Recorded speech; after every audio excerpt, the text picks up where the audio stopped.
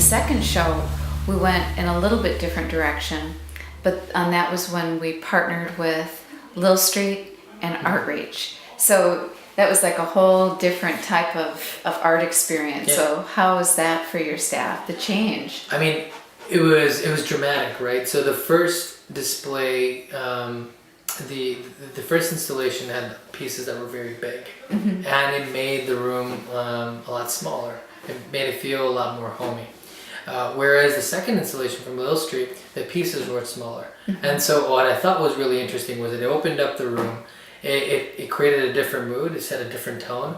And what was also really nice was it also forced us to look more closely at the pieces. You'd walk up closer to them. And it also did the same thing with the constituents, right? So they'd come in, they'd want to take a look at the piece, so they'd have to walk right up to it. And as a result, have a different, maybe have a different kind of conversation with people that work in the office, whether it's the volunteers or staff. One thing I can say is that what's nice about the art is that, I mean, I know we've talked about this, is that, you know, by the time people normally come to this office, you know, there's usually, we're reacting to something, right?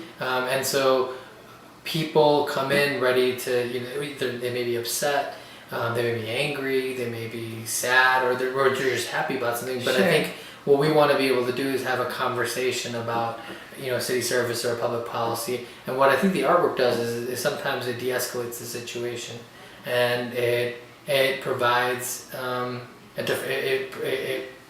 people feel a little bit different when they walk into an office and it looks inviting.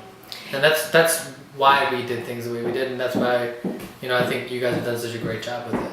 I love hearing what you're saying about it, because some of the things that you're pointing out are things that I noticed, and I was just curious if other people did. Like, I loved watching people interact, especially with the sculptural pieces. Yeah. I didn't know if that would happen or not, but people really, they were coming up and touching them. Yeah, I mean, people spend time now, right? So they come in, then they might come in for, you know, to get a block party application filled out. And they might spend some time looking at the brochures, or spend some time talking to Darge and getting to know people in the office. And then spend some time walking around the office. And I think, you know, I think the way it plays out over time is, look, this city has a lot of really difficult decisions to make over the next 3 to 4 years.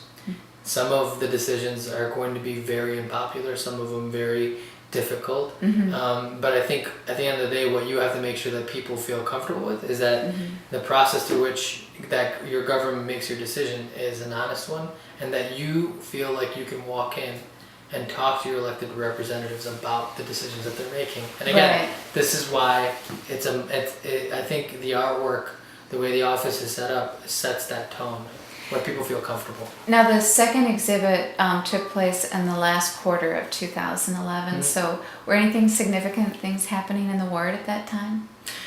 Yeah, you know, I think, you know, we were gearing up for the winter time. We were gearing up for the first snowfall, and so it was a transition for us. I think every season is a transition for this office, because this is the first time you're dealing with a summer, or the first time you're dealing with a fall and a winter. And I think each time there's a transition, the service expectations change a little bit. And so I think there's always something going on, and I think the artwork is a nice compliment.